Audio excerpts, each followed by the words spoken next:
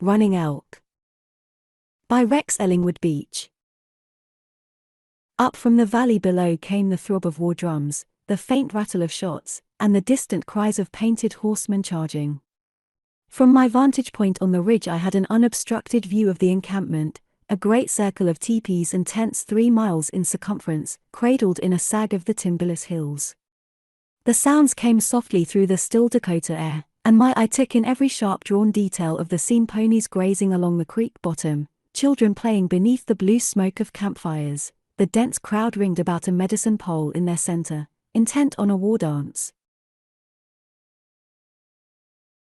5,000 Sioux were here in all their martial splendor. They were painted and decked and trapped for war, living again their days of plenty, telling anew their tales of might, and repeating on a mimic scale their greatest battles. 5 days the feasting had continued, 5 mornings had I been awakened at dawn to see 1,000 archered, feathered horsemen come thundering down upon the camp, their horses running flat, their rifles popping, while the valley rocked to their battle cries and to the answering clamor of the army which rode forth to meet them. 5 sultry days had I spent wandering unnoticed, ungreeted, and disdained, an alien in a hostile land, tolerated but unwelcome. 5 evenings had I witnessed the tents begin to glow and the campfires kindle until the valley became hooped about as if by a million giant fireflies. 5 nights had I strayed, like a lost soul, through an unreal wilderness, hearkening to the drone of stories told in an unfamiliar tongue, to the minor-keyed dirges of an unknown race, to the thumping of countless moccasined feet in the measures of queer dances. The odors of a savage people had begun to pall on me, and the sound of a strange language to annoy. I longed for another white man, for a word in my own tongue. It was the annual giveaway celebration, when all the tribe assembles to make presents, to race, to tell stories, and to recount the legends of their prowess. They had come from all quarters of the reservation, bringing their trunks, their children, and their dogs. Of the last named more had come, by far, than would go back, for this was a week of feasting, and every day the air was heavy with the smell of singeing hair, and the curs that had been spared gnawed at an ever-increasing pile of bones. I had seen old hags strangle dogs by pulling on opposite ends of a slip noose, or choke them by laying a tent pole on their throats and standing on the ends. I had seen others knock them down with billets of wood, drag them kicking to the fires, and then knock them down again when they crawled out of the flames. All in all, I had acquired much information regarding the carnival appetites of the noble red man, learning that he is poetic only in the abstract. It was drawing on towards sunset, so I slipped into my camera strap and descended the slope. I paused, however, while still some distance away from my tent, for next to it another had been erected during my absence. It was a tiny affair with a rug in front of it, and upon the rug stood a steamer chair. "Hello, inside!" I shouted, then ran forward, straddling papooses and shouldering squaws out of my way. "Hello," came an answer, and out through the flap was thrust the head of my friend, the government doctor. "Gee! I'm glad to see you," I said as I shook his hand. "I'm as lonesome as a deaf-mute at a song recital." "I figured you would be," said the doctor, "so I came out to see the finish of the feast and to visit with you. I brought some bread from the agency." Hurrah! White bread and white conversation. I'm hungry for both. "What's the matter? Won't the Indians talk to you?" "I guess they would if they could, but they can't. I haven't found one among the whole 5,000 who can understand a word I say. Your government schools have gone back in the betting with me, document. You must keep your graduates under lock and key. They can all speak English if they want to, that is, the younger ones.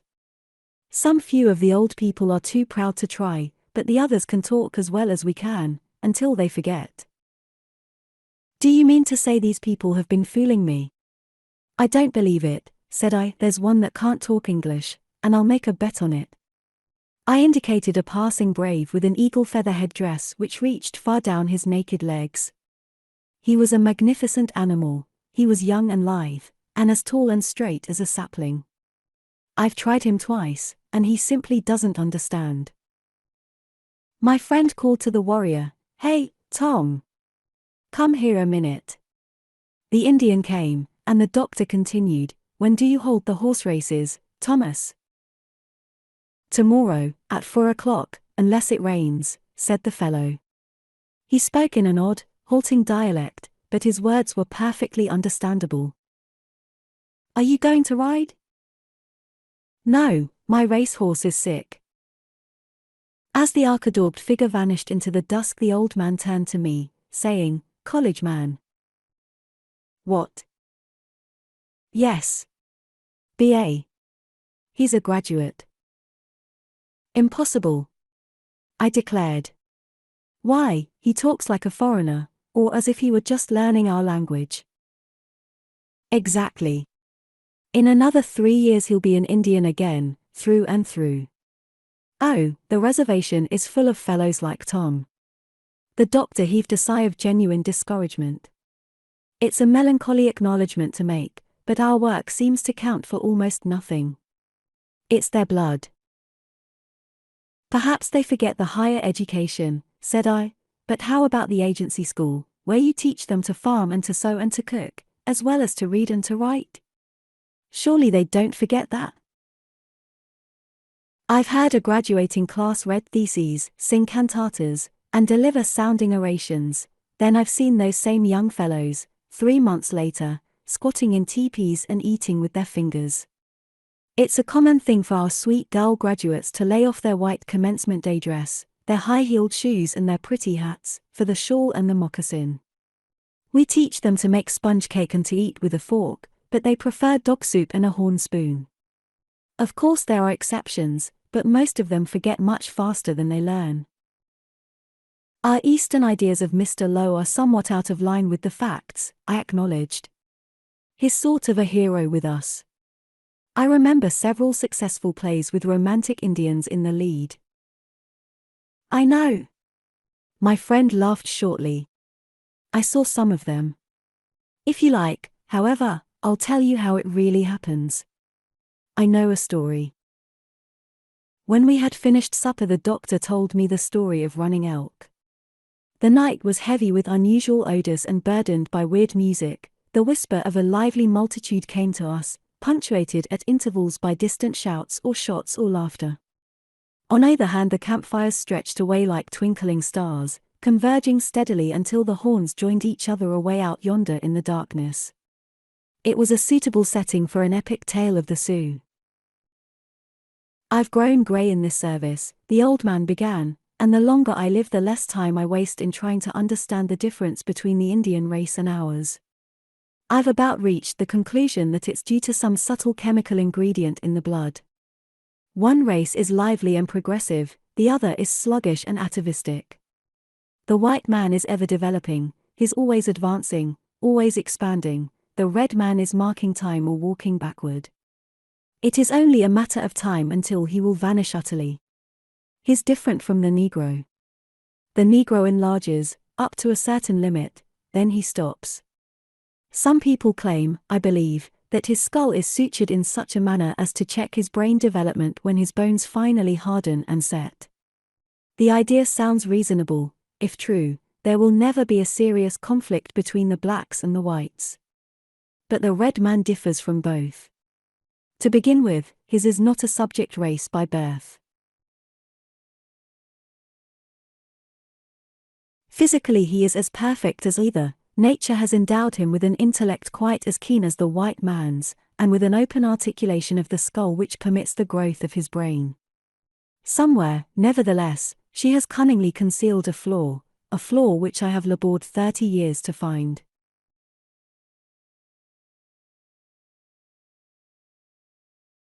I have a theory. You know, all old men have theories that it is a physical thing, as tangible as that osseous constriction of the cranium which holds the Negro in subjection, and that if I could lay my finger on it I could raise the Indian to his ancient mastery and to a dignified place among the nations. I could change them from a vanishing people into a race of rulers, of lawgivers, of creators.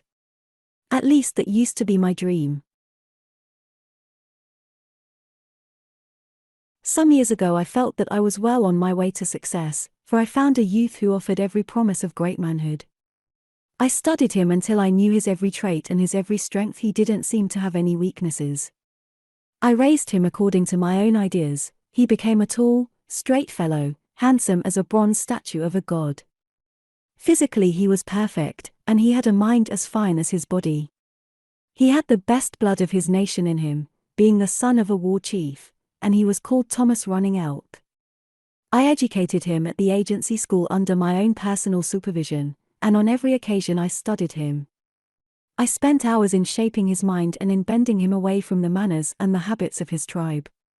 I taught him to think like a white man. He responded like a growing vine. He became the pride of the reservation, a reserved but an eager youth, with an understanding and a wit beyond that of most white boys of his age. Search him as rigorously as I might, I couldn't find a single flaw. I believed I was about to prove my theory. Running Elk romped through our school, and he couldn't learn fast enough. When he had finished, I sent him east to college, and, in order to wean him utterly away from the past, instead of sending him to an Indian school, I arranged for him to enter one of the big Eastern universities, where no Indian had ever been, where constant association with the flower of our race would by its own force raise him to a higher level. Well, it worked. He led his classes as a stag leads a herd. He was a silent, dignified, shadowy figure. His fellow students considered him unapproachable, nevertheless they admired and they liked him. In all things he excelled, but he was best, perhaps, in athletics, and for this I took the credit, a Jovian satisfaction in my work. News of his victories on track and field and gridiron came to me regularly, for his professors were interested in my experiment. As for the boy himself, he never wrote. It was not his nature. Nor did he communicate with his people. He had cut himself off from them, and I think he looked down upon them. At intervals his father came to the agency to inquire about Running Elk, for I did not allow my protégé to return even during vacations. That was a part of my plan. At my stories of his son's victories the father made no comment, he merely listened quietly, then folded his blanket about him and slipped away. The old fellow was a good deal of a philosopher. He showed neither resentment nor pleasure, but once or twice I caught him smiling oddly at my enthusiasm.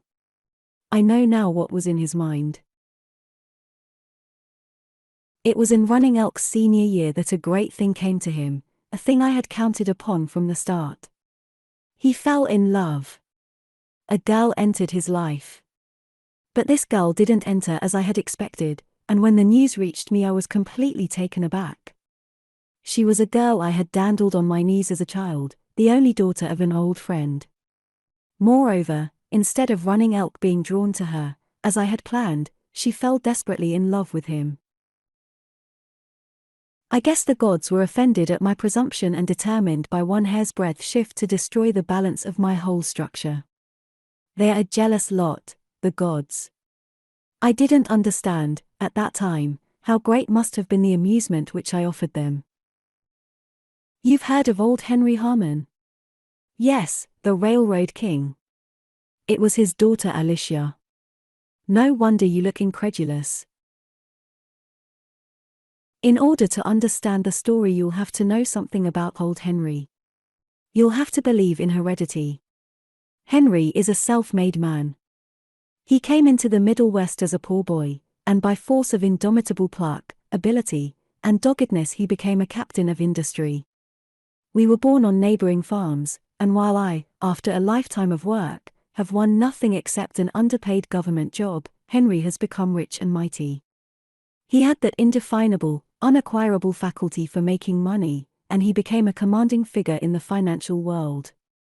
His dominant, his self-centered, his one-purposed, his a rough-hewn block of a man, and his unbounded wealth, his power, and his contact with the world have never smoothed nor rounded him.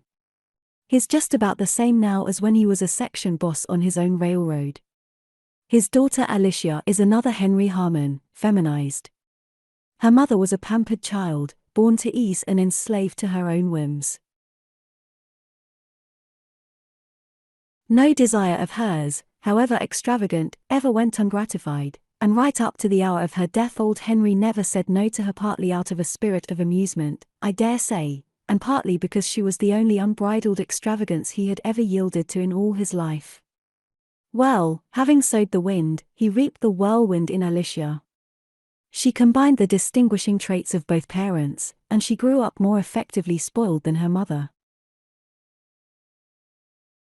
When I got a panicky letter from one of Running Elk's professors coupling her name vaguely with that of my Indian, I wavered in my determination to see this experiment out, but the analyst is unsentimental, and a fellow who sets out to untangle the skein of nature must pay the price, so I waited. That fall I was called to Washington on department business. We were fighting for a new appropriation, and while there I went to the theater one night. I was extremely harassed, and my mind was filled with Indian matters, so I went out alone to seek an evening's relief, not caring whither my feet took me. The play was one of those you spoke of. It told the story of a young Indian college man in love with a white girl. Whether or not it was well written I don't know, but it seemed as if the hand of destiny had led me to it, for the hero's plight was so similar to the situation of Running Elk that it seemed almost uncanny, and I wondered if this play might afford me some solution of his difficulty. You will remember that the Indian in the play is a great football hero, and a sort of demigod to his fellows. He begins to consider himself one of them, their equal, and he falls in love with the sister of his chum. But when this fact is made known, his friends turn against him and try to show him the barrier of blood. At the finish, a messenger comes bearing word that his father is dead and that he has been made chief in the old man's place. He is told that his people need him, and although the girl offers to go with him and make her life his, he renounces her for his duty to the tribe. Well, it was all right up to that point, but the end didn't help me in shaping the future of Running Elk, for his father was hale, hearty, and contented, and promised to hang on in that condition as long as we gave him his allowance of beef on issue day. That night when I got back to the hotel, I found a long-distance call from old Henry Harmon. He had wired me here at the agency, and, finding I was in Washington, he had called me from New York. He didn't tell me much over the phone, except that he wanted to see me at once on a matter of importance. My work was about finished, so I took the train in the morning and went straight to his office. When I arrived, I found the old fellow badly rattled. There is a certain kind of worry which comes from handling affairs of importance. Men like Henry Harmon thrive upon it, but there's another kind which searches out the joints in their coats of mail and makes women of them. That's what Henry was suffering from. "Oh, Doc, I'm in an awful hole," he exclaimed. "You're the only man who can pull me out. It's about Alicia and that damned savage of yours." "I knew that was it," said I. "If you've heard about it clear out there," Harmon declared, with a catch in his voice, "it's even worse than I thought."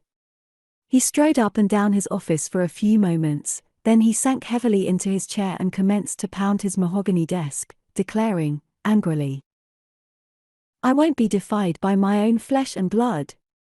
I won't. That's all there is to it. I'm master of my own family. Why, the thing's fantastic, absurd, and yet it's terrible. Heavens!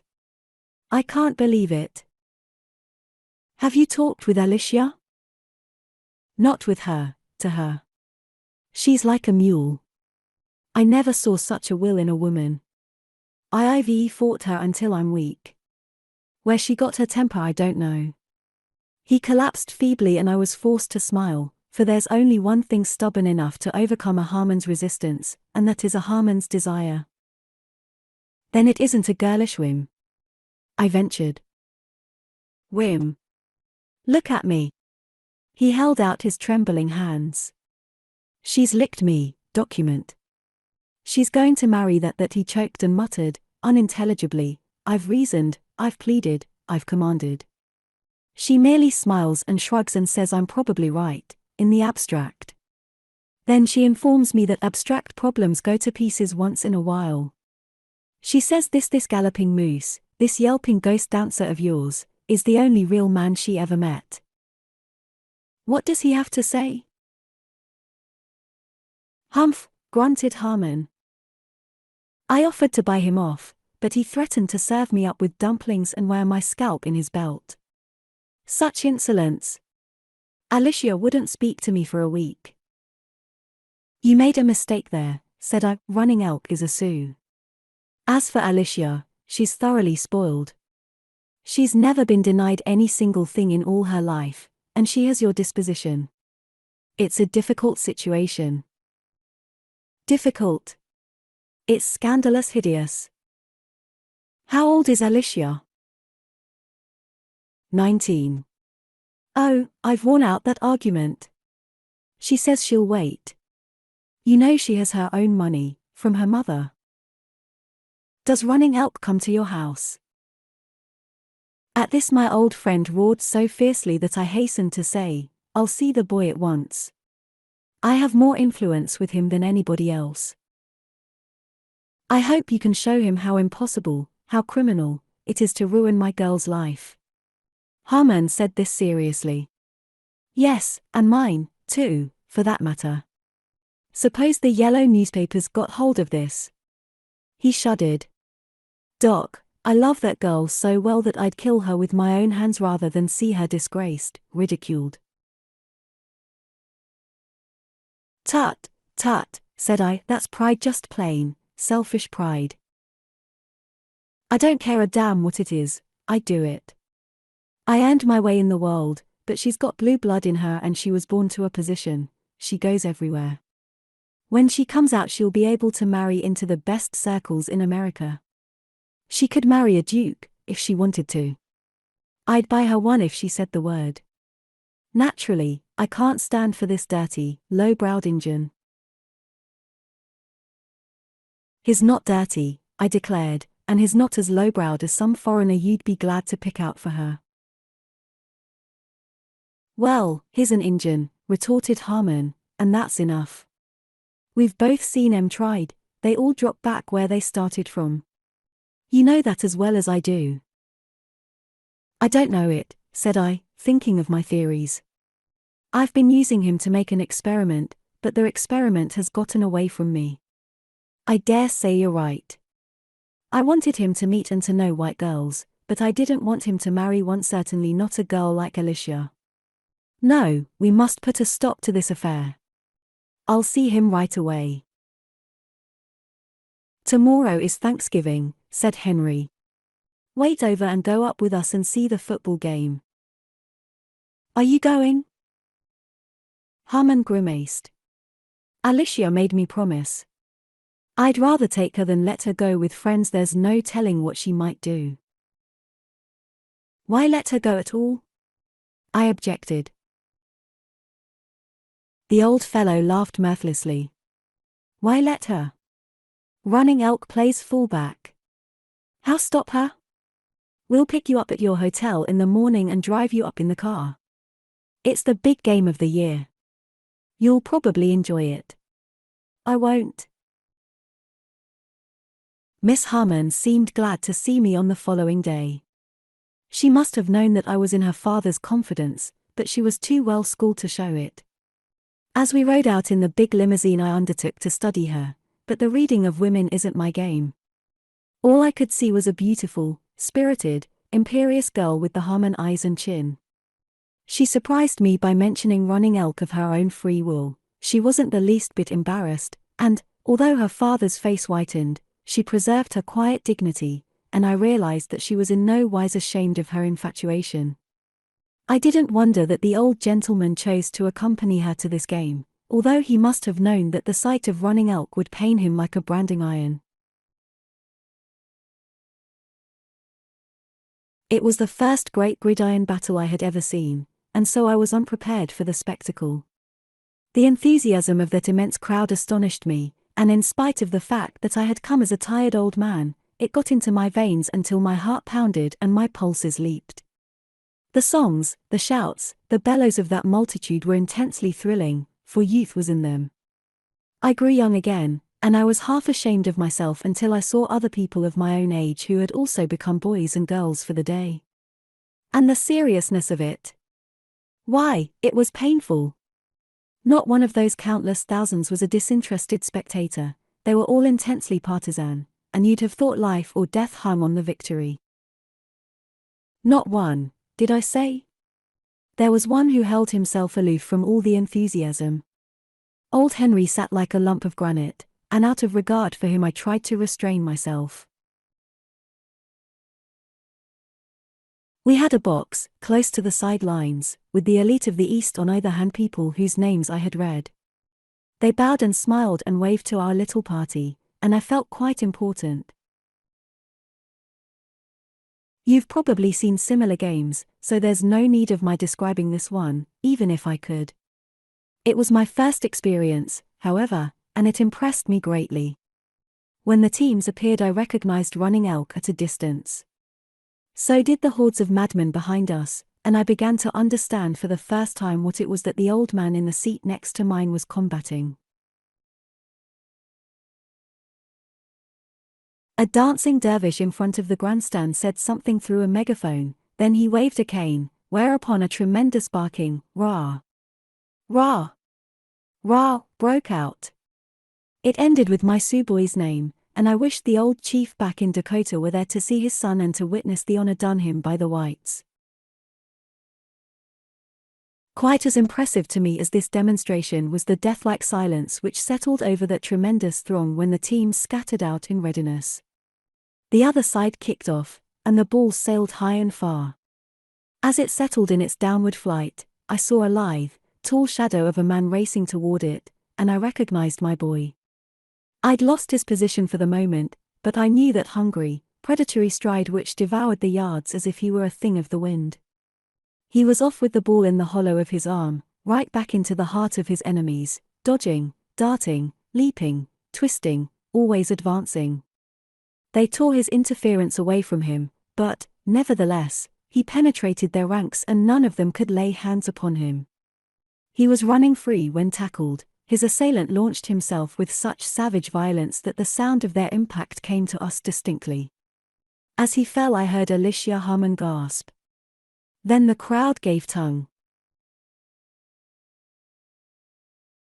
From that time on to the finish of the game, my eyes seldom left running elk, and then only long enough to shoot covert glances at my companions. Although the skill of my young Sioux overtopped that of all the other contestants, the opposing team played as one man. They were like a wonderful, well-oiled piece of machinery, and they scored. All through the first half our side struggled to retaliate, but at the intermission they had not succeeded. So far running elk hadn't noticed our presence, but when the teams returned for the second half he saw us. He didn't even know that I was in the East. In fact, he hadn't laid eyes on me for more than 3 years. The sight of me there in the box with Alicia and her father must have been an unpleasant shock to him. My face must have seemed an evil omen. Nevertheless, he waved his hand at me and smiled one of his rare, reserved smiles. I couldn't help marveling at the fellow's physical beauty. I had been secretly hoping that his side would be defeated, so that Miss Harmon might see him for once as a loser, but the knowledge of our presence seemed to electrify him, and by the spark of his own magnetism he fired his fellows until they commenced to play like madmen. I have no doubt they were precisely that. His spirit was like some galvanic current, and he directed them with a mastermind. He was a natural-born strategist, of course, for through him ran the blood of the craftiest race of all the earth, the blood of a people who have always fought against odds, to whom a forlorn hope is an assurance of victory. On this day the son of a Sioux chief led the men of that great university with the same skill that Hannibal led his Carthaginian cohorts up to the gates of Rome. He led them with the cunning of Chief Joseph, the greatest warrior of his people. He was indefatigable, irresistible, magnificent, and he himself tied the score.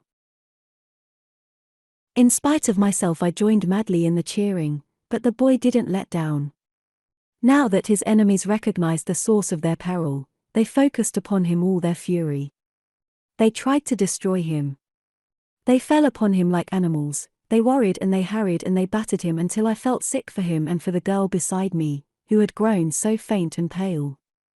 But his body was of my making. I had spent careful years on it, and although they wore themselves out, they could not break running elk. He remained a fleeting, an elusive thing, with the vigor of a wild horse. He tackled their runners with the ferocity of a wolf. It was a grand exhibition of coolness and courage, for he was everywhere, always alert and always ready, and it was he who won the game. There came some sort of a fumble, too fast for the eye to follow, and then the ball rolled out of the scrimmage. Before we knew what had happened, Running Elk was away with it, a scattered field ahead of him. I dare say you have heard about that run, for it occurred in the last 3 minutes of play, and is famous in football annals to this day, so I'm told. It was a spectacular performance, apparently devised by fate to make more difficult the labors of old Henry and me. Every living soul on those high-banked bleachers was on his feet at the finish, a senseless, screaming demon. I saw Alicia straining forward, her face like chalk, her very lips blanched, her whole high-strung body aquiver. Her eyes were distended, and in them I saw a look which told me that this was no mere girlish whim, that this was more than the animal call of youth and sex. Running Elk had become a fetish to her. The father must likewise have recognized this, for as we passed out he stammered into my ear. "You see, Doc, the girl's mad. It's awful, awful. I don't know what to do." We had become momentarily separated from her, and therefore I urged him, "Get her away, quick, no matter how or where. Use force if you have to, but get her out of this crowd, this atmosphere, and keep her away. I'll see him tonight." The old fellow nodded. "I'll kidnap her and take her to Europe," he mumbled. "God! It's awful." I didn't go back to the city with the Harmons, but I told Alicia goodbye at the running board of the machine. I don't think she heard me. Running Elk was glad to see me, and I spent that evening with him. He asked all about his people, he told me of his progress, and he spoke lightly of his victory that day. But sound him as I would, I could elicit no mention of Alicia Harmon's name. He wasn't much of a talker, anyhow, so at last I was forced to bring up the subject myself. At my first word the silence of his forefathers fell upon him, and all he did was listen. I told him forcibly that any thoughts of her were ridiculous and impossible. "Why?" said he, after I had finished. I told him 1,000 reasons why. I recounted them cruelly, unfeelingly, but he made no sign. As a matter of fact, I don't think he understood them any more than he understood the affair itself. He appeared to be blinded, confused by the splendor of what had come to him. Alicia was so glorious, so different, so mysterious to him, that he had lost all sense of perspective and of proportion. Recognizing this, I descended to material things which I knew he could grasp. "I paid for your education," said I, "and it is almost over with. In a few months you'll be turned out to make your own living, and then you'll encounter this race prejudice I speak of in a way to affect your stomach and your body. You're a poor man, Running Elk, and you've got to earn your way. Your blood will buy you from a good many means of doing it, and when your color begins to affect your earning capacity you'll have all you can do to take care of yourself. Life isn't played on a gridiron, and the first thing you've got to do is to make a man of yourself. You've got no right to fill your head with dreams, with insane fancies of this sort." "Yes, sir," said he, and that was about all I could get out of him. His reticence was very annoying. I didn't see him again, for I came west the next day, and the weeks stretched into months without word of him or of the others. Shortly before he was due to return I was taken sick, the one big illness of my life, which came near ending me, which made me into the creaking old ruin that I am. They sent me away to another climate, where I got worse, then they shifted me about like a bale of goods, airing me here and there. For 1.5 years I hung over the edge, one ailment running into another, but finally I straightened out a bit and tottered back into Washington to resume operations. For 6 months I hung around headquarters, busied on department matters. I had lost all track of things out here, meanwhile, for the agent had been changed shortly after I left, and no one had taken the trouble to keep me posted, but eventually I showed up on the reservation again, reaching here on the 1st of July, 3 days before the annual celebration of the people.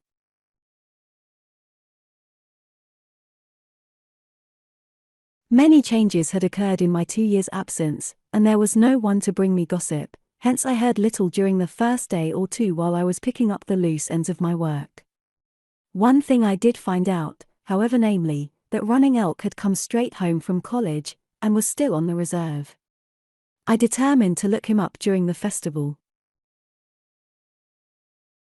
But on the morning of the 4th I got the surprise of my life. The stage from the railroad brought 2 women, 2 strange women, who came straight to my office: Alicia Harmon and her French maid.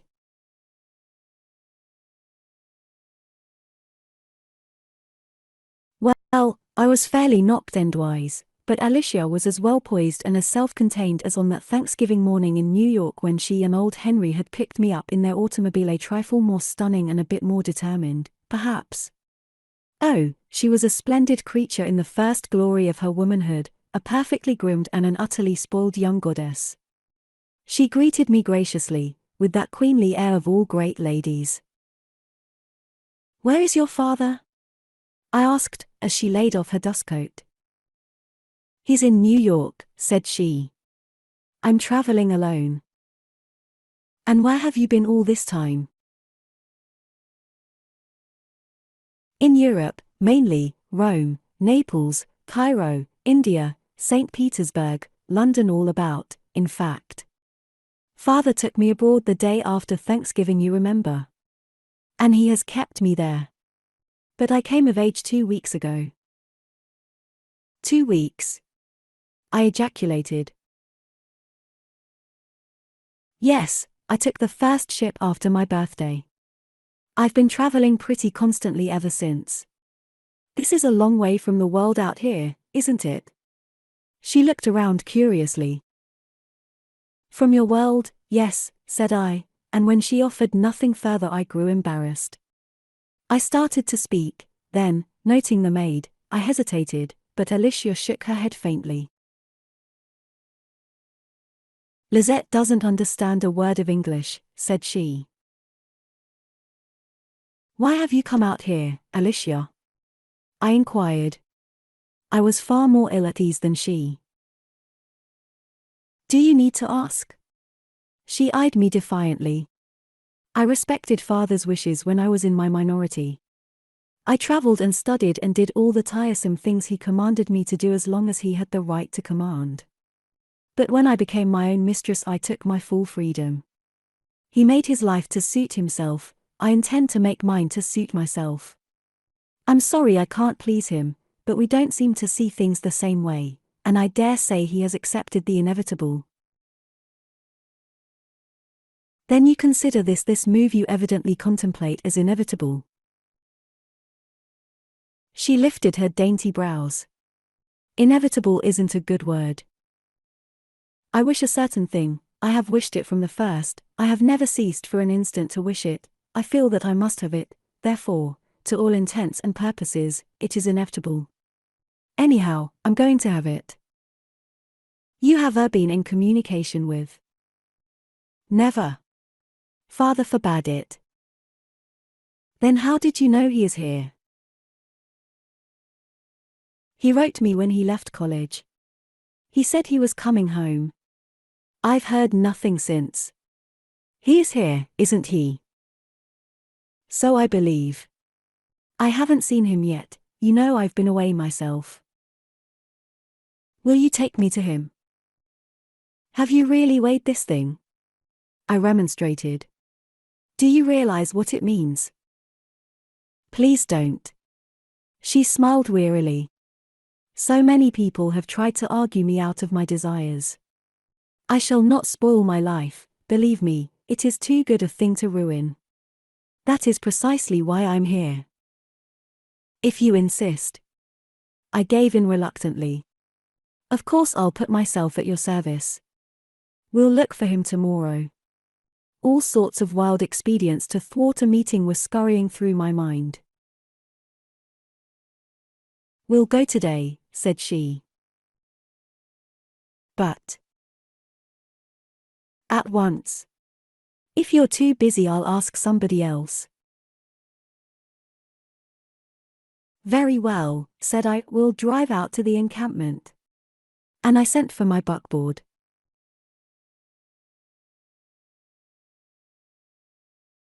I was delayed in spite of myself until nearly sundown, and meanwhile Alicia Harmon waited in my office, pacing the floor with ill-concealed impatience.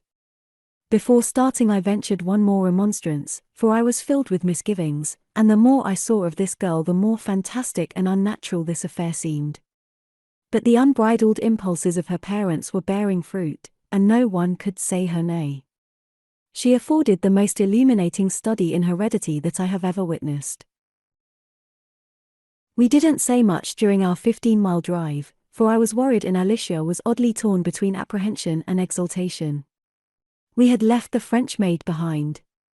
I don't know that any woman ever went to her lover under stranger circumstances or in greater perturbation of spirit than did this girl, behind whom lay a generation of selfishness and unrestraint.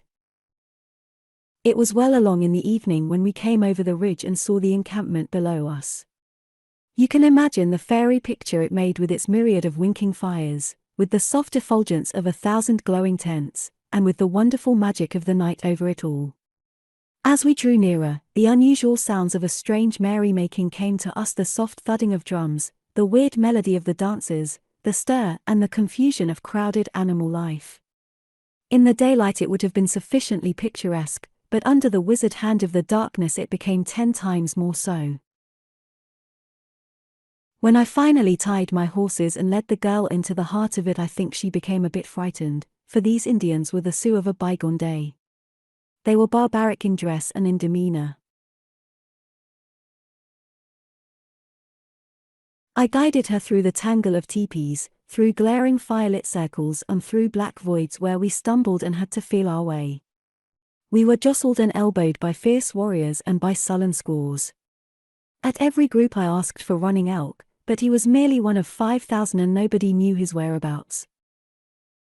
The people have ever been jealous of their customs, and as a result we were frequently greeted by cold looks and sudden silences. Recognizing this open resentment, my companion let down a thick automobile veil which effectually hid her face. Her dustcoat was long and loose and served further to conceal her identity. At one time we came upon a sight I would gladly have spared her, the spectacle of some wrinkled hag strangling a dog by the light of a fire. The girl at my side stifled a cry at the apparition. "What are they doing?" she gasped. "Preparing the feast," I told her. "Do they really?" "They do," said I. "Come." I tried to force her onward, but she would not stir until the sacrifice had been dragged to the flames, where other carcasses were singeing among the pots and kettles. From every side came the smell of cooking meat, mingled with the odor of burning hair and flesh. I could hear Miss Harmon panting as we went on. We circled half the great hoop before we came upon the trail of our man, and were directed to a nearby teepee, upon the glowing walls of which many heads were outlined in silhouette, and from which came the monotonous voice of a storyteller. I don't know what hopes the girl had been nursing. She must have looked upon these people not as kindred of Running Elk, but rather as his servants, his slaves. Realizing that her quest was nearly ended, her strength forsook her and she dropped behind me. The entrance to the teepee was congested by those who could not find space inside, but they rose silently, upon recognizing me, and made room. I lifted the flap and peered within, clearing a view for Miss Harmon. We beheld a circle of half-naked braves in full war regalia, squatting haunch to haunch, listening to a storyteller. In front of them was a confusion of blackened pails and steaming vessels, into which they dipped with their naked fingers. Their faces were streaked with paint, their lips were greasy with traces of the dish, the air of the place was reeking from their breaths. My eyes were slower than Alicia's, and so I did not distinguish our quarry at first, although a slow sigh at my ear and a convulsive clutch at my arm told me that he was there. And then I, too, saw Running Elk. It was he who was talking, to whom the others listened. What a change 2 years had wrought! His voice was harsh and guttural, his face, through the painted daubs and streaks, was coarser and duller than when I had seen him. His very body was more thin and shrunken. He finished his tale while we stared at him. The circle broke into commendatory grunts, and he smiled in childlike satisfaction at the impression he had made. He leaned forward and, scrutinizing the litter of sooty pots, plunged his hand into the nearest one. Miss Harmon stumbled back into the crowd and her place was taken by a score.